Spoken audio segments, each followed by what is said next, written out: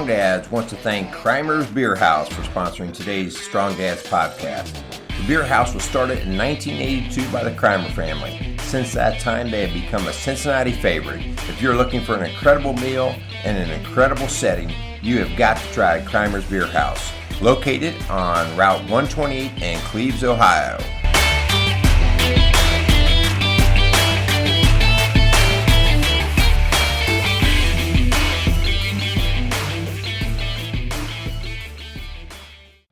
Welcome to Strong Dads. Hey, this is Merle Hutchinson and Kyle Crawford, and we have an exciting show today. Kyle, how you doing, brother? I haven't seen you in a while. I know, it's been a while. It's good. Yeah, the leaves are starting to fall now. I think last time I saw you it was 100 degrees outside. Yeah. Well, we got busy doing a lot of things, and between a little bit of traveling and just work things, and so, but it's good to get back in the studio here and get a few things done. Hey, we've got a special guest today, and this is going to be fun because I'm showing my age, but I also have some great stories that I can tell on this guest. So we are going to welcome today a special guest. I'm going to give a little bit of an intro to this guy. He was a gifted runner. Oh, man, he was a heck of a runner. I had him when he was in my biology class. This is about 30 years ago, nice. Okay? He was a punk kid. I mean, he was a good kid. And he ended up running track for us. Got to know him a little bit more through some church setting that I was involved with at the time, and watched him just continue to grow. And now he was a youth pastor, and then now a preaching pastor. He married up in life. He's got a fine wife, which I'm sure we'll get an opportunity to talk a little bit about, and 4 really cool, amazing kids, which have really brought him into even being an incredible man. So we'd like to welcome Kevin Smith. Kevin, how are you today? Man, I am good. I don't know if I live up. Maybe I live up to some of that, like the punk part, yeah. But no, I'm doing good, and I'm excited to be on the podcast. I've been listening to it, try to keep up. So appreciate you inviting me to be here today. Yeah, well, so the whole Strong Dads, the idea and the podcast itself comes from the idea of, for way too long in my work as a counselor and in somebody working in the school setting, just seeing the deterioration of our community, our neighborhood, and the family. And when we dig a little bit deeper, we find that it's just a deterioration of dads, and dads falling away, dads falling apart, dads not being involved. And Kevin, I brought you in today. Kyle and I want to talk with you a little bit about, I saw you go from being a boy to now being a man, and now a man who's in charge of many, running a church. And just, we're going to talk a little bit about what you're seeing in your community, and what you're seeing and what you'd like to see, okay? So those are some of the things that we're going to jump into today. So as we get started, Kevin, tell us a little bit about you. I mean, I made up some stuff about you, but tell us some real stuff about you. Yeah, so you mentioned my wife, Katie. She grew up in the Colerain Township area, went to Colerain, and so we've got 4 kids. We've got a freshman in high school, Mackenzie. We've got an 8th grader, Olivia. We've got a 5th grader, Carter, or 6th grader. Man, I can't. See, right there. When you got 4, I got 4 kids, and I can't keep it all straight. So I got a freshman, an 8th grader, a 6th grader, and Carter, and a 4th grader, and Jack. I mean, that's a lot. That's a full day. Yeah. And so, yeah, you mentioned spent 18 years working at Bright Christian Church doing stuff specifically with students and families. Mm-hmm. Like you said, we'll have plenty to talk about when it comes to just fatherhood and that context. But now I have transitioned, and I'm preaching at White Oak Christian Church's Colerain campus, right there at the corner of Blue Rock and Cheviot, and been there since April. So really, really kind of new to that, but just love the idea of getting the chance to preach every week, but then also just providing leadership and being able to do some of those things. But Yeah. That's such a different role too. I mean, even though we call both of them pastors, a youth pastor is just so different in terms of how you engage with people and who you're engaging with. And now all of a sudden, you're taking on the whole flock. You have to act differently in terms of how you carry yourself, and what you pull out of other people. And so my wife, Linda, worked with Kevin for I don't know how many years. How many? A You lot, probably know that better than me. Uh, 17 years or something well, we've like had that. we've been continuing to partner even after she left Bright, but we probably spent at least 15 years working, side by side and doing family stuff together. So that was awesome. It is a different role. One of the cool things I think that my student background, my family background, helps me be able to be an advocate for our family ministries and our student ministries within our context, and to have a clear vision of what we're trying to do there, and some of the obstacles and hurdles that we're dealing with. But on the same side, that's not my only focus. And so, cool thing is that in any church, I have a great team. So it's that's one of the cool things that makes it really nice to be able to collaborate and work side by side with people. So. Yeah. So another reason that I just found it to be a desire of mine to get you in, Kevin, is because I know a little bit about your upbringing, but I also know a little bit about some of the men that have come before you in your life, and specifically, if we don't mind the talking, your grandfather. You tell us a little bit about him and what he meant to you. Yeah, and you know, I don't know how many listeners you got. I don't know how spread out they are, but millions. If you, millions of listeners. But if you've got anybody who's in the greater Cincinnati area, a lot of them will be familiar with Jesse Smith and who he is as a man. And so I was just beyond blessed to have him in my life. My dad too, Mark was just been such a strong influence. Two of the things that people think of when they meet Jesse and is his handshake. Like it's the number one thing. He will crush your hand. And he's not a big man. No, but he will. He will take you to your knees if you're not ready for it. And so it's that, look somebody in the eye and firm grip. And so to this day, if I get a weak handshake from some guy, it leaves a bad impression of me because you know what I mean. It's been ingrained in me what it means to shake somebody's hand and just the power in that. But also, his work ethic. That was just he's a guy that never quits.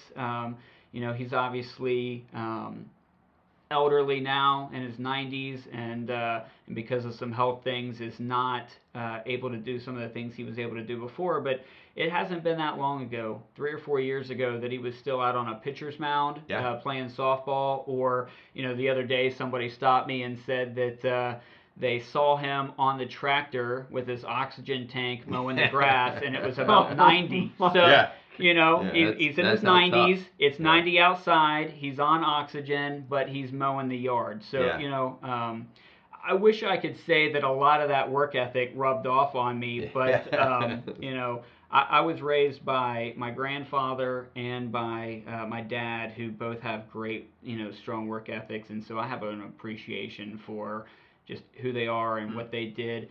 But also, we talked a little bit about, I met you at East Central, but then we had a relationship at Bright Christian Church for a number of years. The men at that church that invested in me and instilled things in me, and so that's where, I just really look back at my upbringing and my childhood and think that I'm really blessed, and that's what I want for my sons. It's what I want for my kids. It's what I would want for any young man, any young woman, is that it starts at home. Number one, that you have those family members that are invested in you, but then that there are other people coming alongside. You hate to be cliche, but that whole village mentality that you got, other people that are coming in alongside that just invested in me, And one of the things, one of the phrases we've been using at White Oak here recently is this: I see in you, that and I just can't tell you the amount of people who had I see in you conversations with me as I was growing up. Hey, I see something in you. I see, God working in you, and I wasn't perfect, and still I'm not, but just being surrounded by people like that. Well, it takes an outsider, I think, to recognize a gift sometimes, because when you're within it, sometimes you can either falsely see your gift, like you think you're better than you are, and sometimes you don't really even see what you're meant for. And I can attest to that. One of the things I always saw with you, Kevin, and again, all joking aside, I always saw a heart in you. I saw a heart and a passion to work with people and to do things in that way. And and as I get older, I find myself gravitating more towards that with people. Like, well, what do I see in them? Because it's so easy to get sidetracked by report cards and whether you scored a touchdown or whatever. And those really aren't our gifts. Our gifts are deeper or more widespreading than those things. And sometimes from one man to another, to be able to say, you know what, I see something different in you.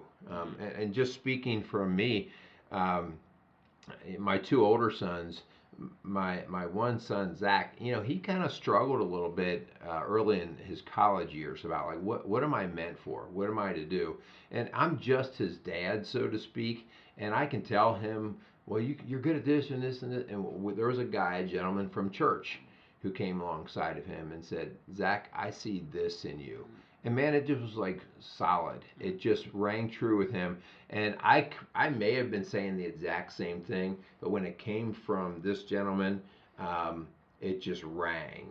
And Zach is where he is today, more from that locking down of the gift, yeah, that another man sealed, yeah. not me.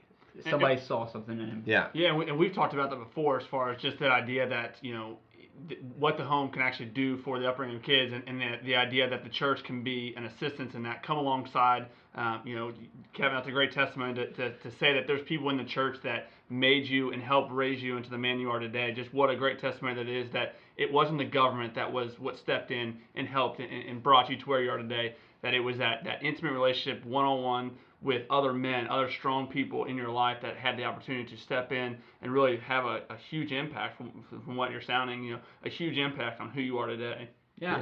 And just that none of us are finished products. It's funny you bring up Zach.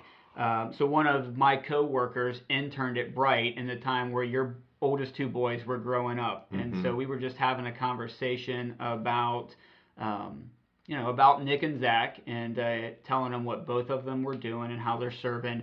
And Kyle says to me, he says, I see that in Nick in my time there. He was like, but Zach, I didn't see that. He said, was that always in him? And I was like, Zach is a guy that really had to kind of grow into it, and had to. I said, Zach did, just a lot of discovering about himself as he entered into later high school and early college, and took some ownership of what he wanted to do. And so it's that transformation that we continue. And some of these conversations that took place in Zach's life probably had a huge part in continuing to fuel that in him. Yeah, well, and all of us are somewhat of the product of our environment, and so family dynamics play into that. I think a big reason why in this case, and not to spend the whole show talking about Zach, because he'll probably be, why are you talking about me?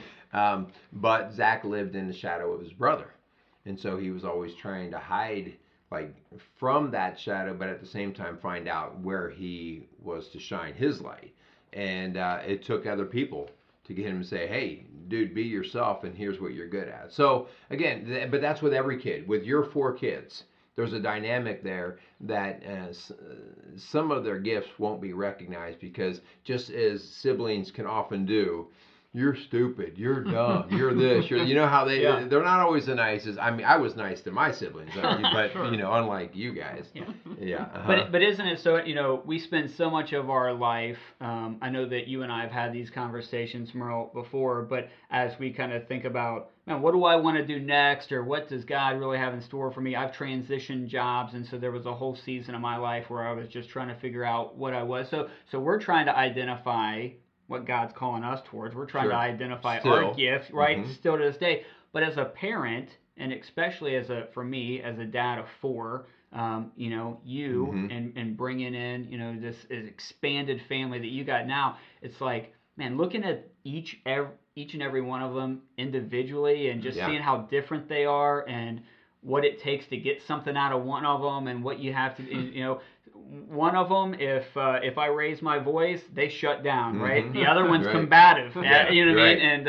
And one of them needs encouragement, and one of them needs challenge. It's like, it's so interesting just seeing how different they are, what it takes to get the most out of each and every one of them, and how you have to be, one of the things that we're talking about strong dads here, but that I've really come to understand is that Katie and I have to be on the same page when it comes to how we want to engage and challenge and parent our kids. Because if I try it one way and she's trying it another way, man, it's tough. Yeah. Well, and not only does it not effectively work for the kid, it starts to put the two of you against each other because you don't quite agree or understand why you're operating that way. Yeah. So it's that can get kind of messy.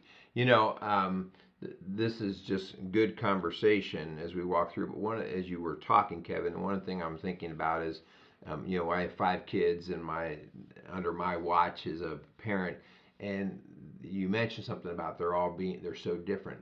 But the thing that really hit me is I feel a responsibility to help each of them be the best they can be, ultimately saying, are you content and happy with the adult that you're growing into be? I feel like that's my job. And if my kid doesn't find or at least get exposure to their gifts, I failed them. And when I say that, I mean I need to expose them to their challenges. I need to get them out there so that when they are 18, 19, 20 years old, they can say, hey, I've been around enough, I start to know what my gifts are. Yeah. Because through that discovery comes us pursuing our work for God. Yeah.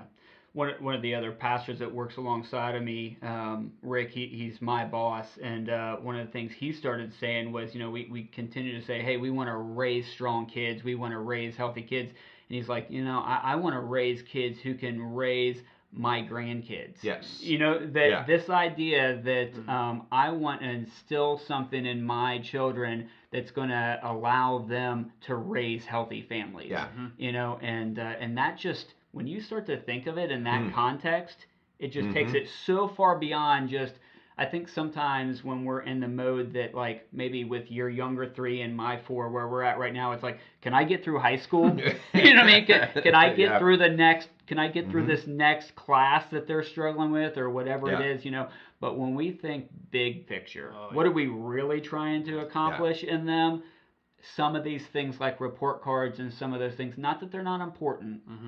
But they're less vital than some of these bigger pictures, some of these character things that we're trying to invest into our kids to get. And we've talked about the idea that where we're at in our current society, as far as where the makeup of our dads are at currently, has taken multiple generations to get to this point, and it's going to take multiple generations that mindset to be looking more than just what are my kids going to turn out to be, but what kind of kids are they going to raise, because ultimately we want strong families 20, 30, 40, 50 years. Now that's why I raise my girls the way I do, is because I want other Crawfords out there who love Jesus, who are building, investing into their own family, and are making, hopefully having kids and hopefully investing in them because they want their grandkids to be a certain way.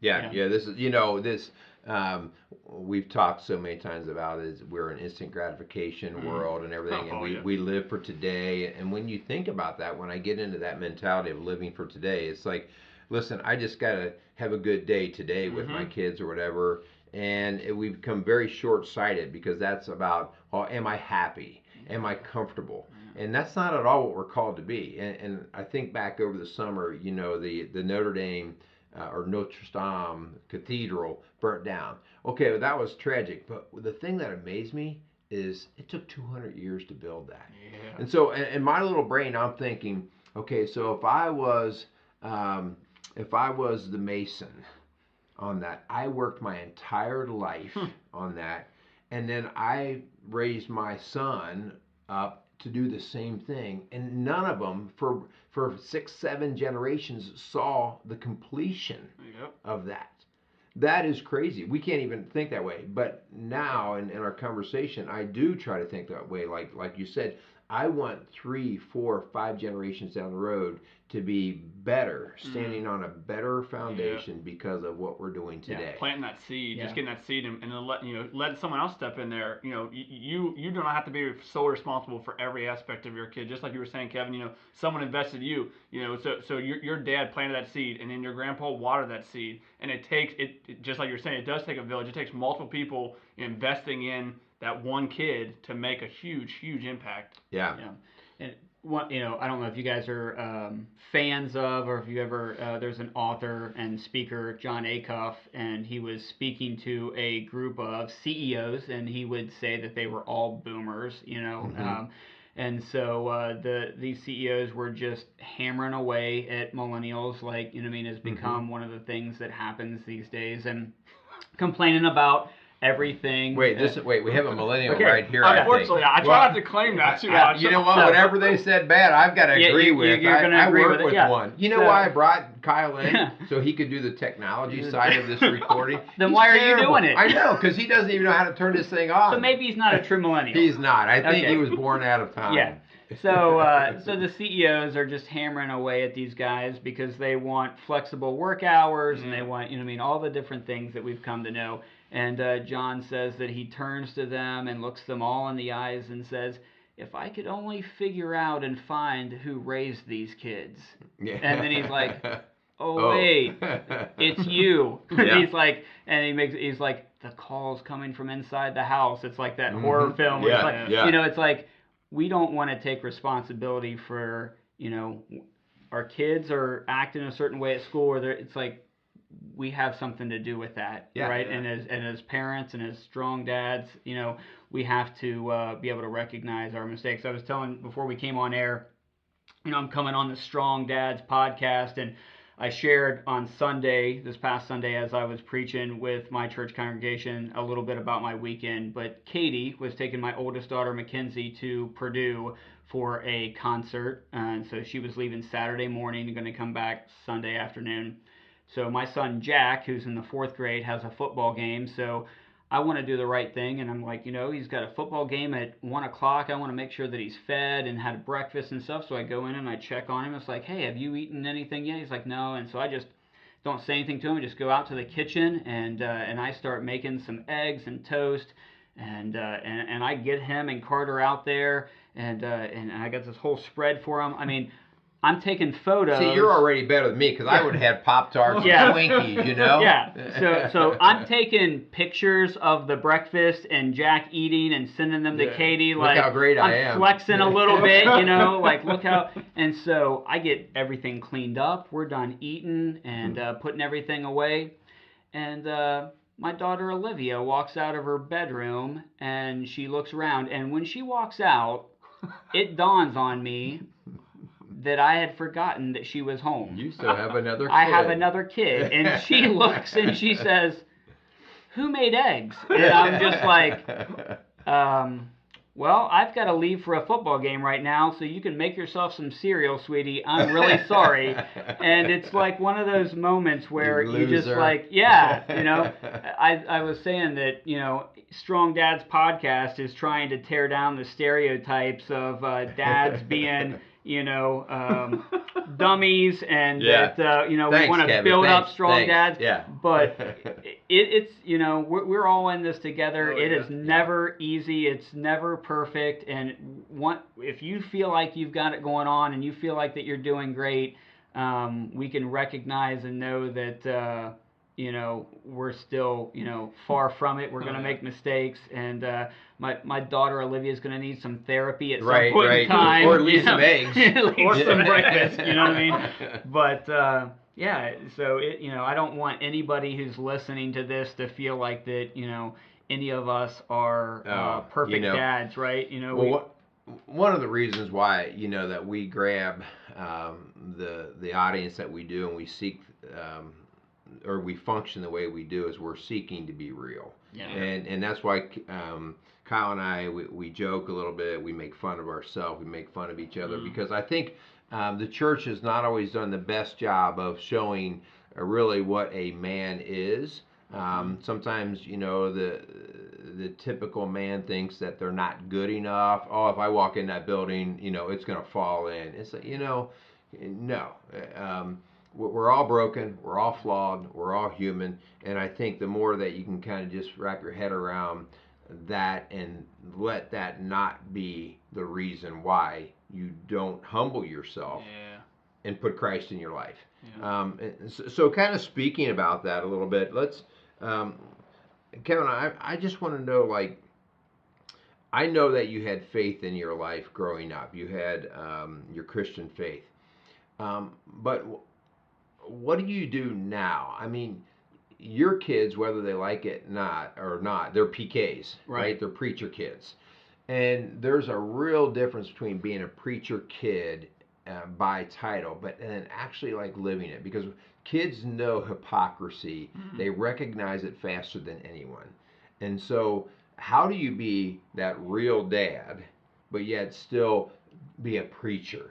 So, they see your flaws. Like, you're probably up there preaching some days, and they're like, oh, yeah, right. You're telling people how to do all this, but we've seen how you forget to give us breakfast and stuff like that. Yeah, so first thing, and that's a great question. So the number one thing that I think that my kids probably know about me is that in front of my church, whether it was back at Bright or whether it's now here at White Oak, I'm not afraid to peel back the curtain and let people in on.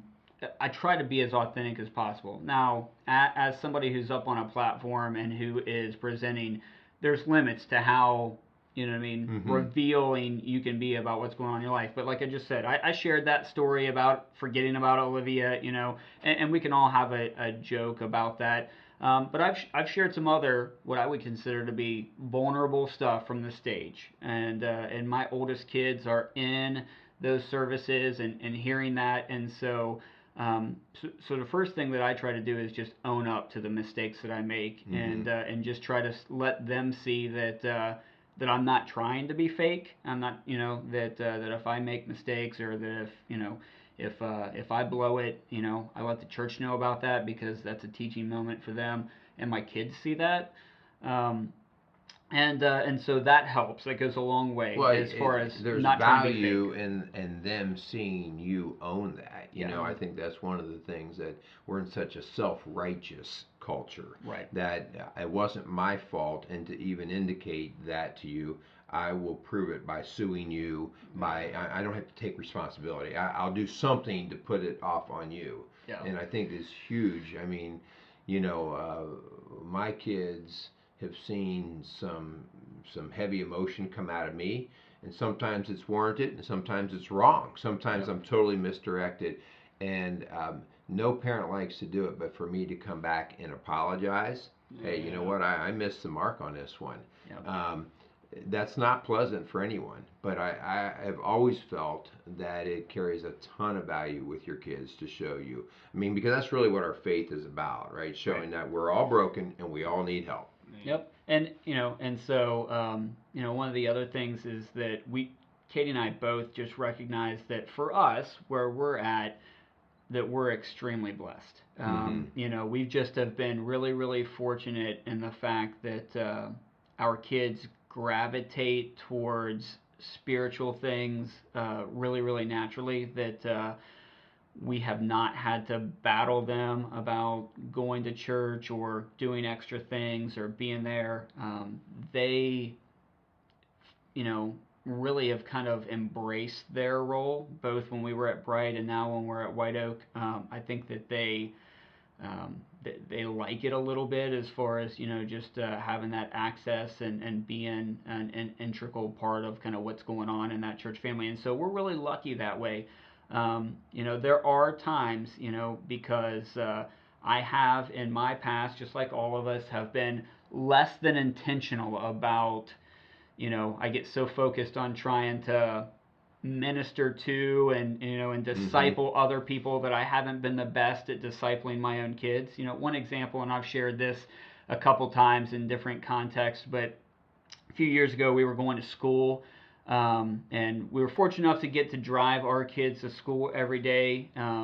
And so Katie had started this is a brand new semester for beginning of school year, and Katie had taken the kids the first few days to school, and so now it's like day 4 and I'm driving the kids to school, and we're about halfway to school, and one of my kids asks me, "Hey, who's going to pray today?" And I look like deer in the headlights, like, what are you even talking about? Yeah. And they say, "Well, Mom has one of us pray every morning on the way to school." And I'm just like, "Oh, okay." She's a good lady. So that's awesome. So caught you off guard. Caught me off guard. So I'm the minister. I'm the strong dad. And my wife has an initiative that I'm unaware of. And to her credit, it's probably not because she didn't tell me. It's probably because I was not paying attention at all. But my kids, I've been really fortunate that my kids have taken to this stuff really naturally. They love Jesus. They pursue him on their own. And so I've been less than intentional about some things sometimes like that, but I will just get this response or this feedback, or my kids will do something and it'll just be like, wow, they're getting it. They know whether it's from services, whether it's from their mom, whether it's from stuff that maybe they're catching from me, right? More is caught than is taught, that whole thing sometimes. But I'll just be blown away sometimes. Now, we are trying to do some intentional stuff with them. We're like every other modern family that's happening. We are, I'm going to leave here today and I'm going to bust it home to try to get there in time to get a kid to football practice. And, just like everybody, and we're going to get home at 8:30 and I will have not eaten, and so we've got those nights. But we also have some nights where we try to carve out and say, okay, tonight we're eating dinner around a table. Put some of those habits in. And we're going to put all of our electronics away, and we're going to spend some time answering some questions just about how we're doing and what our day's like. Katie's really... those day check-ins, we try to make that as part of our evening, and you were a lot like you in that we don't get to eat every evening meal together, but if we can get 3-4 meals together in the evening. What's so funny is this speaks to the value of habits. The one who starts it in our house, it's our youngest one. Yeah. He'll say, okay, so what was everybody's high? He starts it, because he likes that, you know. And the older one, he's like, ugh. But the younger one, he can't wait to get everybody's answers out. And you don't skip. He will make you answer. And to me, that's just like, hey, that's cool. Yeah. Because we talked about generationally. I have a pretty good feeling he's going to be doing that with his kids. Right? Because he sees value in it. Yeah. And that's we use that. You can't use this word enough, but when we use this word intentionality, when we talk about intentional, like if we believe, any of the three of us, that any of this stuff's going to happen by accident. Yeah. It's just crazy. It's like we've got to be able to carve out time. It's so important for me and Katie to be on the same page when it comes to some of this stuff. And so, Katie's really good. Our girls are older now, 14 and 15 years old. How is that, by the way? It's not good. All right. So just so listeners know, Kyle, how old are your kids? 6 and 4, two girls. I got 2 They're girls. still sweet. Yeah. They still love their daddy. They're so nice. They're awesome. Well, hey, Kevin, I want to kind of ask you a question or direct a little bit of our conversation. So we're talking about strong dads and more of the relationship or the function, I should say, of dads. But how do you see your role as compared to Katie's, your wife, and not just for you, but like um, church wide? What do us men need to be doing that we're not? What are what happens in your house? What would you like to see? Yeah. Man, it's You already such said Katie's better at teaching the kids how to pray.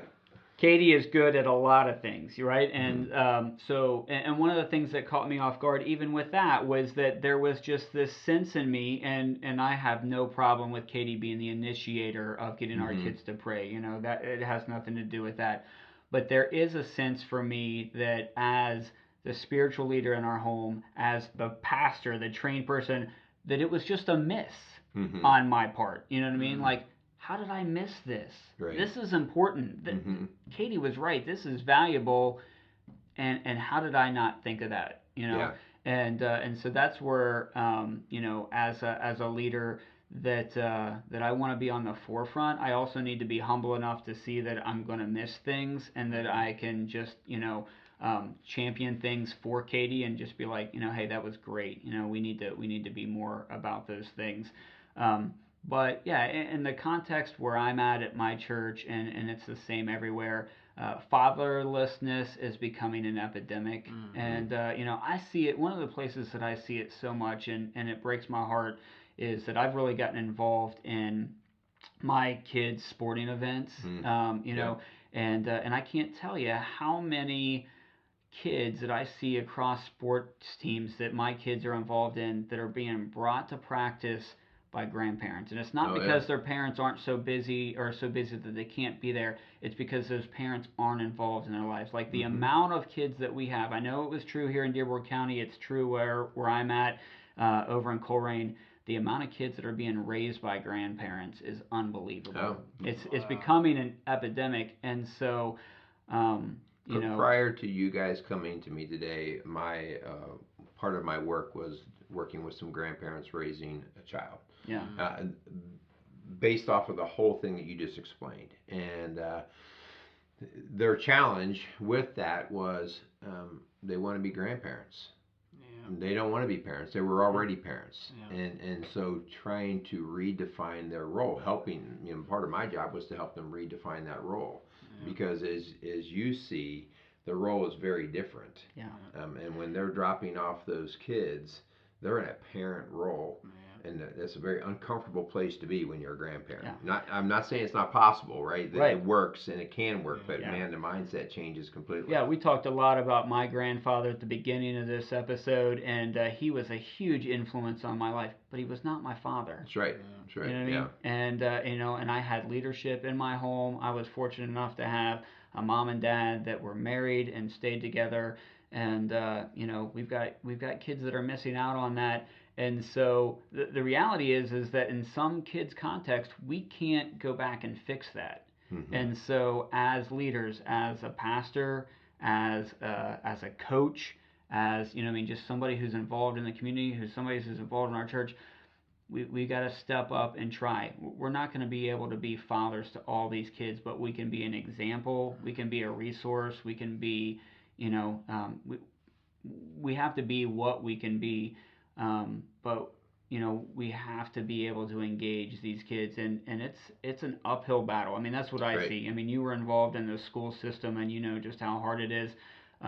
The truth is, I don't even have all the answers. Oh, yeah. Other than just at the church, we have, one of the things, like if you imagine any children's ministry across any church, man, they are predominantly staffed by women. Mm-hmm. And so, as men, Christian men, we've got to see the value in us stepping into these spaces where we maybe think, that's not for me. Right. And see the value that there are young men, especially, 8, 9, 10, 11 years old, that desperately need male role models in their lives to help them. And so this is one of the areas that's probably untapped, is just this idea that I'm a man, I'm a guy, I'm going to step into a space that's uncomfortable for me because there's a desperate need for young boys to see Christian men living life. Yeah, you hit me right between the eyes with that one. I spent 20 years. Well, you know me earlier as a Yeah. high school science teacher. I was in very much a mixed world of male female, and I was very comfortable there. That was fine, but I was being very pulled into the counseling world. And when the opportunity came for me to be an elementary school counselor, I just really I did not give it a second thought. I was like, this is silly. I don't know anything about elementary, and it's a very female world. And a friend of mine said, you should at least interview. You should at least check it out. I think you might be surprised. And so moving through that process, the first 6 months were really tough because, I mean, one, kids were coming up and hugging me. Hi, Mr. Hutchinson. And you're like, dude, quit hugging me. I'm a man. And so that was tough. But then being in a woman's world, and that was really tough. But it didn't take me long to realize that I was even though I was a male counselor in a heavily dominated female world, those kids started to recognize me as a father figure. And so I was in a counseling role, but by the nature of the beast, I found myself putting out discipline issues as much as counseling issues. And all of a sudden, it just occurred to me, I'm like a dad. Yeah. To a lot of these kids, I'm like a dad. And so that means sometimes I'd almost have to split a kid in two with a discipline issue, but come back, an hour later and say, hey, dude, let's go. Let's work through this, Sure. Which is very much more on the father role. And so I really, I don't know why God put me in that position, back when He did, but it really started to make sense to me that these kids just need a dad because they need to see strength with that love, that support. Yeah. So. And to kind of echo off what you were saying, Kevin, just the idea that we've talked about before, with forgetting to cook your daughter breakfast. That idea that as men we're not going to be perfect, but that's not what kids need. They don't need a perfect father figure. They need a father figure that's consistent, that shows up, that is there, even if those kids, like, you're not their actual dad, just a male figure in their life that is consistent. Because just like you were saying, we have so many fatherless homes where these dads are just giving up and they're quitting because things are hard, because they're not perfect. God just wants men to be in those situations because there's so much value in just showing other boys, other young girls, what a man looks like, what a godly man looks like, what that strong man looks like. Not that they're perfect, because we all screw up. Merle a lot more than. Hey, wait. You were everything you said. I was shaking my head to, and then all of a sudden you blew it right there. Yes, but that's just what men need to do. Just be there. Like I've talked about before with my girls. Like I want my girls to look at a man and say I want that. Not because they're anything special, but that they're a godly man. They fear who God is. And I want them to be able to look at that boy and see a dad, like a dad raised that boy, and I want to look at that and that dude was a man's man. He raised his son to be a man. Nothing special, nothing out of the ordinary, just a man, a God-fearing man. Who is your daughter going to be attracted to? Absolutely. And what will she use as the benchmark in terms of the type of man that she's with? And, like you said, none of us are perfect, but I certainly hope that my daughter strives to be loved. Absolutely. And to be cared for and to be protected, those kinds of things. And if she's not, I didn't do a good job of getting the picture across. Yeah. Yeah, and man, it hits me as we were talking about that, especially as we're thinking about, as I think about my upbringing. I said it from the beginning. My dad, when I think about him, I think about work ethic. Mm-hmm. He worked for Cincinnati Gas and Electric. And man, he couldn't get enough overtime. You know what I mean? Yeah. He just did that to provide because that's how he identified with being a father, being a provider. Mm-hmm. But I ran track and cross country. Mm-hmm. I cannot, there were nights where he would leave work in a double, leave work, come and watch me run at South Dearborn. Right. Huge video camera on his shoulder, watch it, recording me jump back in the day, and then leave and go back to work. I mean, I cannot remember a time where my dad wasn't there. Right. Pee-wee football, baseball, track and field, cross country, all through school, and and it's not all there is to it. But man, showing up is the first thing. A lot of value in that. There's a lot of value in that. And but how about him showing up when you were in trouble? Like, and that doesn't always seem pleasant, right? Yeah. I got in trouble at school. He shows up.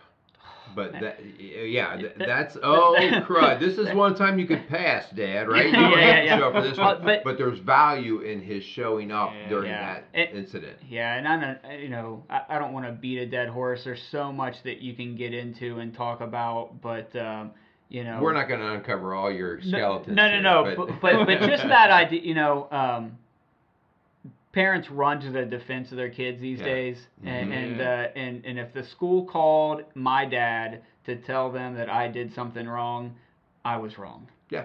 That was the bottom line. And like I remember, like I don't even know, like I help coach some kids, I help work with some kids. I've been working with kids. Like I don't know how we've got to this place where like, kids don't fear very much anymore. No. And it's really, and like I had a really healthy fear of my father. Yeah. Well, because it still allows you to have a reverence for the authority, and it teaches us ultimately here as we talk, we are men that follow Christ because we have a reverence for Christ. We submit to our Father. Yeah. And the arrogance that we see, the one thing that is not acceptable in our house, we do some fun trash talking here and there and this and that and fun. But when the rubber meets the road, it is all about your arrogance can be checked at the door. We all have to humble ourselves and go to our Father, or go, in this case, to somebody of greater authority. Yeah. And for me, that was a huge gift my dad gave us. I don't ever remember a time of arguing with my dad. Yeah. Right.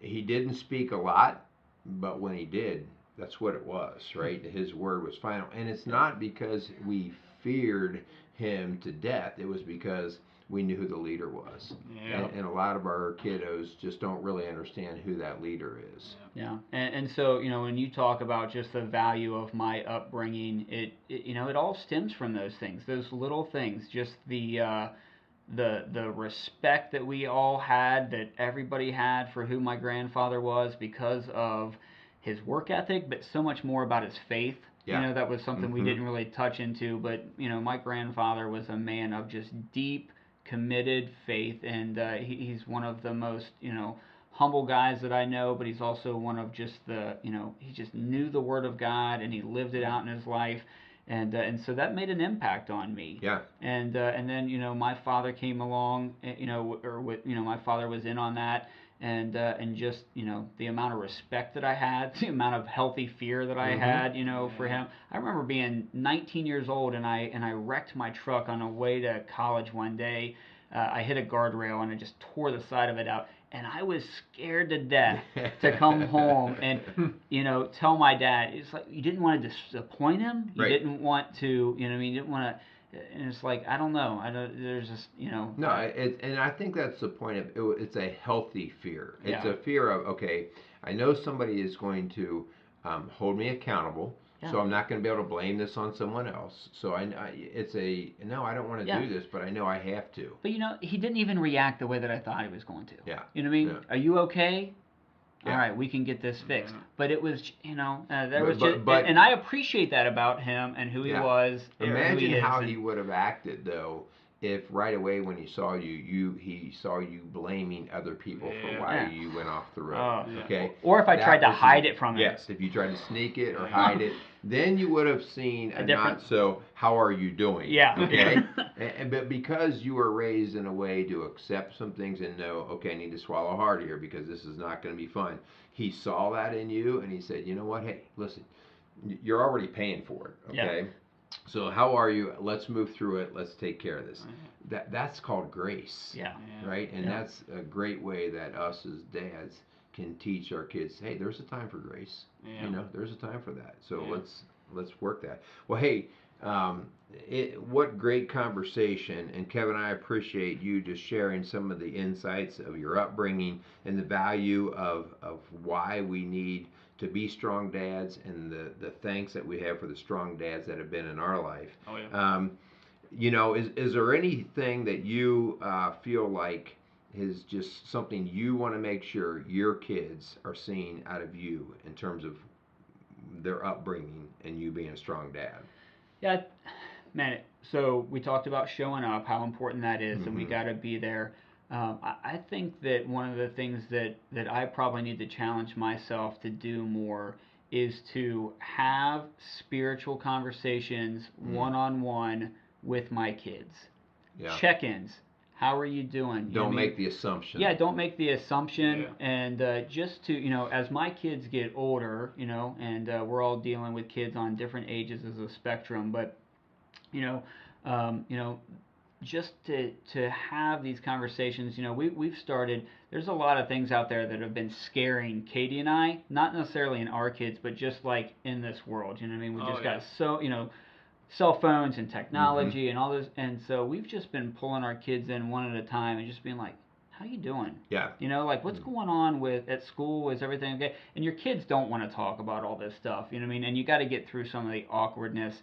But as a dad, I just want to try as hard as I can to have my finger on the pulse of how my kids' heart's doing. Yeah. You don't want surprises. Yeah, and that means a lot of things. It means that I have to be up to speed on what all's going on with, some of the technology and all that kind of stuff so that I'm aware of what to be trying to protect them from.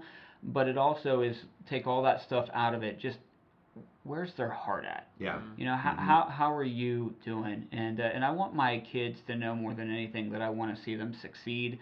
I want to see them do well, and I want to try to foster their relationship with Jesus as much as I can. And I want them, we talked about this earlier, I want them to know it's okay to not be perfect. Yeah. That they're going to make mistakes. One of the things that Katie and I want more than anything is for our kids to be able to come to us and talk to us about the mistakes that they make and that we can get through them instead of feeling like that you got to hide all that stuff all the time. Yeah.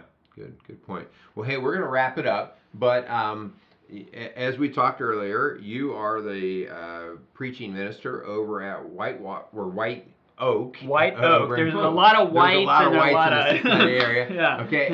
When could somebody come and hear you preach? Yeah. So our services at the Coleraine campus of White Oak are at 9:30 and 11, and you can also find stuff on their website. It's thewocc.com, and you can check out some of those past sermons and things like that. But I appreciate that. Thank you. Yeah. I had the opportunity to listen to you a little while back, and I want to sneak back up there again and hide back there and throw tomatoes and stuff at you from the back. But, appreciate all that you're doing. Yeah, thanks for being here. Kyle, appreciate all that you're doing out there. And, part of our job is to challenge you guys. So if we step on your toes, that's on purpose. We don't apologize for that. We want you to look in the mirror and be challenged to be the strong man of God. So thanks a lot for listening. Tune in next week as well, as we will have even more awesome stuff about strong dads. Get out there and make it a great day.